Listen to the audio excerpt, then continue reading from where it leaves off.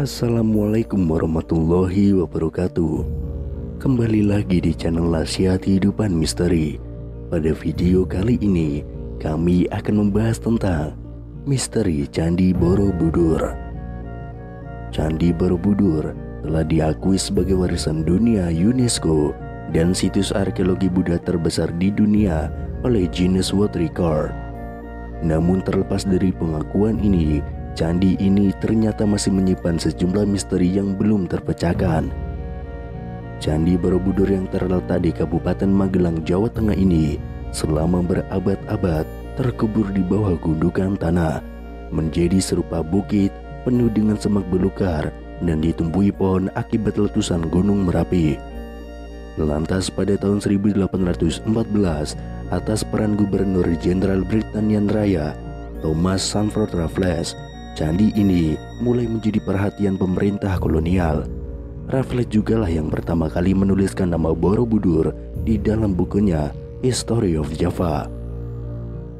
Borobudur memang masih banyak menyimpan misteri, seperti bagaimana cara membangunnya, dari mana asal batu tersebut, lalu bila batunya berasal dari Gunung Merapi, bagaimana cara membawanya, mengangkatnya, dan juga menyusunnya. Letak Borobudur yang juga tidak biasa, yaitu berada di atas bukit, dikelilingi oleh dua pasang gunung kembar, yaitu Sindoro Sumbing dan Merbabu Merapi. Padahal candi lain dibangun di tanah yang datar juga menjadi teka-teki yang belum terjawab.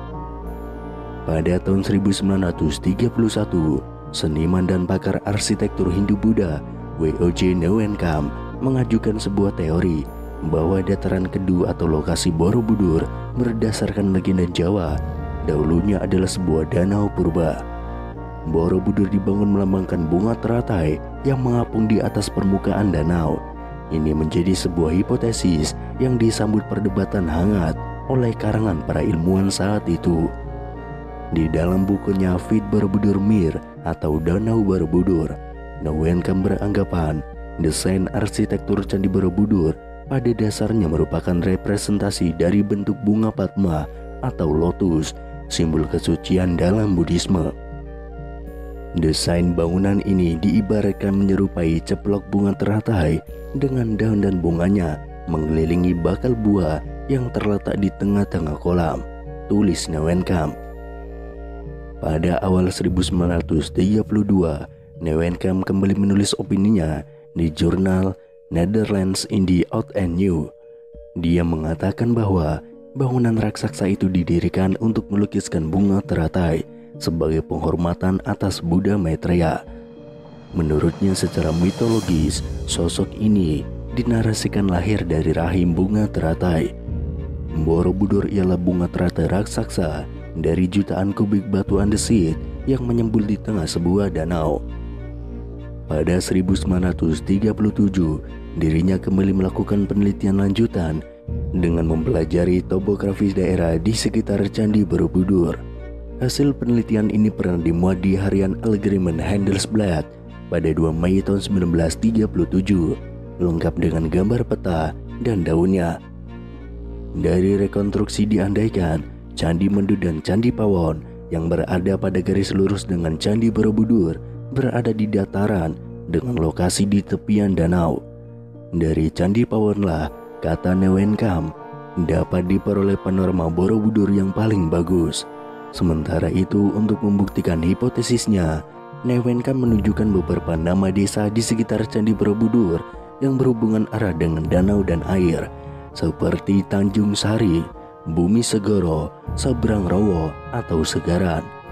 Tetapi mendengar hipotesis itu, Theodor van Erp, orang Belanda yang juga berjasa memimpin pemugaran Candi Borobudur, langsung menyangganya. Dirinya tentu memahami benar segi-segi teknis bangunan ini. Dalam catatan van Erp, Candi Borobudur dibangun dari 2 juta kubik batu andesit yang terdiri dari 1460 panel bergambar dan 1212 panel dekoratif, dan juga 504 patung Buddha 3 dimensi plus 1 stupa besar dengan diameter 52 kaki. Berdasarkan pengetahuan dan argumentasi dari segi teknis bangunan itulah, Van Erp mengkritik fantasi Neuwenkamp yang disebutnya ngawur. Pasalnya hipotesa ini tidak didasarkan prasasti yang menyebutkan adanya lingkungan danau di sekitaran candi itu. Walaupun demikian, sejak Neuwenkamp mengemukakan hipotesisnya ini, dirinya berhasil merangsang ilmuwan lain agar membuktikan hal ini. Beragam ilmuwan hingga tokoh nasional pun mulai mencari pembuktian akan hipotesis ini. Lalu pada tahun 1964, ketika pemerintahan Indonesia merencanakan pembangunan Tugu Nasional, hipotesis ini kembali mencuat.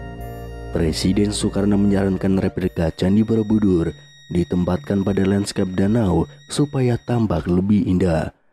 Merespon hal tersebut, dikerahkan tim geologi Bandung untuk melakukan penelitian lapangan di daerah Borobudur. Hasilnya ditemukan adanya sisa-sisa lapisan endapan tanah yang memberi kesan bahwa sebagian wilayah itu dulunya pernah digenangi air. Namun keraguan kembali muncul setelah peneliti berkebangsaan India, yakni Thani Kaimoni, melakukan riset di kawasan Candi Borobudur pada tahun 1983. Disebutkan bahwa dalam penelitian dengan pendekatan palinologi tersebut ternyata gagal menemukan serbuk sari tanaman air. Di dalam bukunya Palynological Investigation on the Borobudur Monument, dirinya menyimpulkan bahwa tidak ditemukan sedikit pun polen sebagai indikasi adanya tumbuhan rawa-rawa atau tanaman air. Maka berarti bisa disimpulkan bahwa tidak ada lingkungan danau di kawasan sekitar Candi Borobudur tersebut, tulisnya. Tetapi pada tahun 1986, wacana danau di sekitar Candi Borobudur kembali mengemuka setelah adanya riset dari J.J. Nosin dan Cesar Voute. Mereka menggunakan analisis geoformologi berdasarkan interpretasi foto udara plus observasi lapangan. Dari hasil penelitian ini, mereka menyimpulkan bahwa dataran di sekitar Candi Borobudur memang pernah menjadi lingkungan danau, tetapi bukan pada masa dinasti Selendra, namun jauh saat bumi masih zaman kuater, yakni 600.000 tahun yang lalu. Riset ilmiah tidak berhenti di situ. Geolog asal Indonesia, Helmi Murwanto, memiliki bukti dan hipotesis lain. Dengan pendekatan geologi, dirinya justru menemukan endapan batu lempung yang mengandung serbuk sari tanaman air. Sedangkan berdasarkan penelitian radiokarbon C14 dengan mengambil berbagai sampel dari area seluas 10x8 km di sekitar Candi Borobudur, dia sampai pada kesimpulan bahwa lempung itu mengandung serbuk sari tanaman air.